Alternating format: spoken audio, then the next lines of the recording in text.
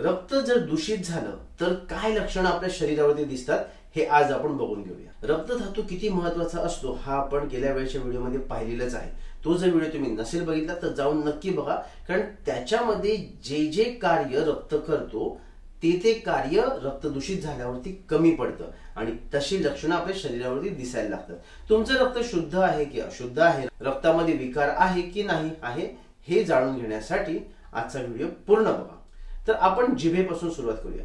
ज्या वेळेला रक्ताची दृष्टी ही अतिशय प्रमाणामध्ये असते, म्हणजे भरपूर प्रमाणामध्ये असते, ज्या वेळेला रक्तदृष्टी होते त्यावेळेला तोंडाची चव ही खारट होते, त्याला लवण अस्यता म्हणतात। हे लक्षण खूप कमी लोकांमध्ये बघायला मिळतं। म्हणजे माझ्या प्रॅक्टिसमध्ये सुद्धा मी बघितलेले असे खूप हातावरती मोजणारे लोकच असतील, म्हणजे अगदी मोजकेच लोक असतील की ज्यांना लवण अस्यता हे लक्षण आलेलं आहे। प्रत्येक वेळेला प्रत्येक आजारामध्ये प्रत्येक लक्षण येतच असं नाही, पण रक्तदूषित जर जास्त प्रमाणात झालेलं असेल तर तोंडाची चव ही खारट होण्याची शक्यता आहे। म्हणजे या लोकांना मीठ जास्त घेण्याची गरज लागत नाही, कारण तोंडाची चव, जिभेची चव आधीपासूनच खारट असते आणि त्यांनी अळणी जरी जेवण घेतलं तरी त्यांना त्याच्यामध्ये मीठ पुरेसं आहे असं जाणवतं आणि अशी लोक दिसतात। पुढचं लक्षण आहे की समजा तुम्हाला घाम आता येत नाहीये, म्हणजे कमी प्रमाणात घाम येतो आणि अचानक तुम्हाला घामाचं प्रमाण तुमच्या शरीरामध्ये वाढायला लागतं, तर अति प्रमाणामध्ये ज्या वेळेला घाम येतो त्यावेळेला सुद्धा रक्त दूषित झालेलं आहे असं समजावं। तिसरं लक्षण, अनेक जणांना चक्कर येते बघा, आणि चक्कर येताना डोळ्यासमोर ना अंधारी येते, म्हणजे काळोख होतो आणि अचानक कोलॅप्स व्हायला होतं। तर हे जे असतं ना याला मॉडर्न सायन्स मध्ये सिनकोप म्हणतात आणि हा जो सिनकोप असतो ना हा फ्रॅक्शन ऑफ सेकंद ब्लड जे असतं ते मेंदूपर्यंत पोहोचत नाही आणि एकदम फ्रॅक्शन म्हणजे मिनी सेकंद मध्ये ब्लड मेंदूपर्यंत पोहोचत नाही आणि त्याच्यामुळे आलेला हा डोळ्यासमोर आलेला एक प्रकारचा अंधारी असते आणि त्याला म्हणतात सिनकोप। हे झालं मॉडर्न सायन्स मध्ये। आयुर्वेदामध्ये सुद्धा असं सांगितलेलं आहे की डोळ्यासमोर अंधारी ज्या वेळेला येते त्यावेळेला रक्त दूषित झालेलं असतं। चौथं लक्षण मित्रांनो, मी गेल्या वेळेच्या व्हिडिओमध्ये सांगितलेलं आहे की इंद्रिय जे असतात त्यांना कार्यसक्षम बनवण्याचं काम जे असतं ना ते रक्तधातू करतं।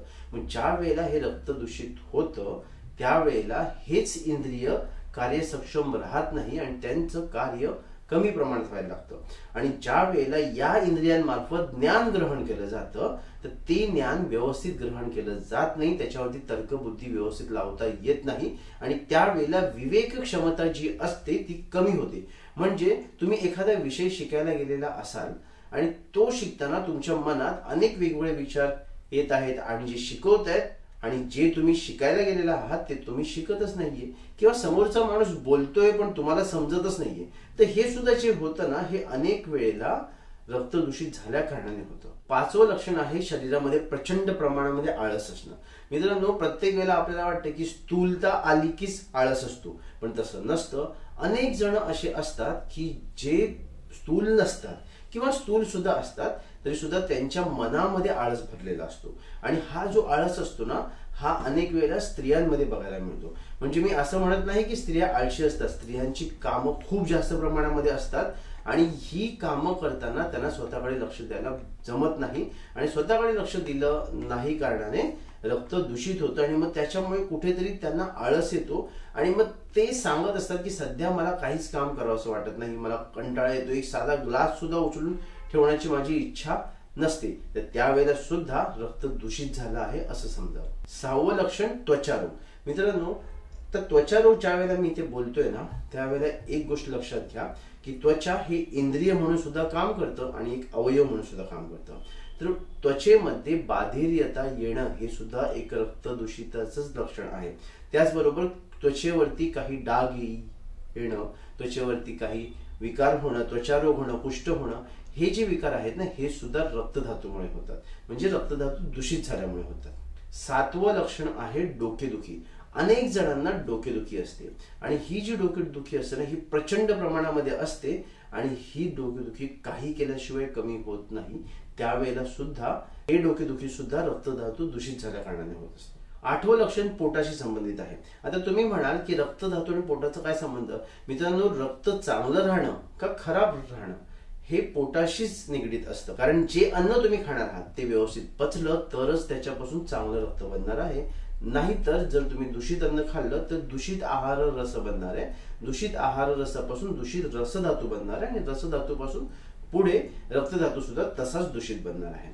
तर या ठिकाणी ज्या वेळेला आपल्याला ढेकर येतात आणि हे ढेकर कडू असतात, आंबट असतात, किंवा आंबट पाणी वरती येतं, कडू पाणी वरती येतं आणि भूक आपल्याला कमी लागत असते, त्यावेळेला समजायचं रक्तधातू दूषित व्हायला सुरुवात झालेली आहे. ज्या वेळेला रक्तधातू दूषित होतो त्यावेळेला पचनक्रिया ही कुठेतरी इम्पेअर्डच होते आणि त्यामुळे पचनक्रिया इम्पेअर्ड झाल्या कारणाने हे कडू ढेकर, आंबट ढेकर अशी येतात आणि त्याचबरोबर हे जे अन्न असतं ते नीट न बसल्या कारणाने तोंडाला वास यायला लागतो आणि हा जो वास असतो ना हा दुर्गंधयुक्त असतो.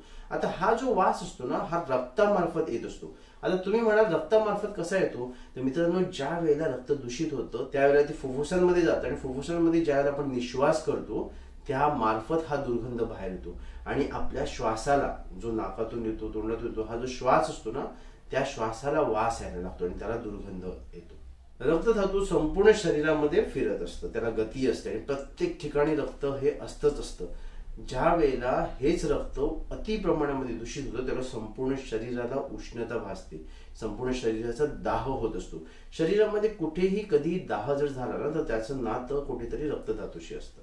रक्तधातू ज्या वेळेला दूषित होतो त्यावेळेला डोळे सुद्धा लाल व्हायला लागतात. अनेक जण बघा असतात की रात्री झोपेतून उठले किंवा कधीही डोळे बंद करून उघडले की त्यांचे डोळे काही वेळासाठी लाल असतात, नंतर नॉर्मल होऊन जातात. काही जणांचे कंटिन्युअस डोळे लालच असतात आणि असं वाटत असतं जसं काही त्यांच्या डोळ्यांमधून रक्तच वाहते. तर हे सुद्धा लक्षण कुठेतरी रक्तधातूशी संबंधित असतं. तर मित्रांनो ही आहेत 11 लक्षणं ज्याच्याने आपल्याला समजायला पाहिजे की आपल्या शरीरामध्ये रक्त दूषित आहे का शुद्ध आहे. आता याच्यामध्ये काही लक्षण ही दारुण असतात, म्हणजे रक्त जास्त प्रमाणामध्ये दूषित झालं तर ती येतात आणि काही लक्षणं सुरुवातीच्या स्टेजमध्ये येतात. तर अशा प्रकारचे हे जे लक्षणं आहेत हे तुमच्यामध्ये असतील तर ताबडतोब त्याच्यावरती ऍक्शन घ्या आणि आपल्या जवळच्या डॉक्टरांना जाऊन भेटा आणि रक्त शुद्ध करण्यासाठी उपाय करा. मित्रांनो पुढचा व्हिडिओ आपण बघणार आहोत ह्याच्यावरचे उपाय, म्हणजे रक्त शुद्ध करण्यासाठी तुम्ही घरच्या घरी काय उपाय करू शकता. तर पुढचा व्हिडिओ येईपर्यंत स्वस्थ राहा, मस्त राहा.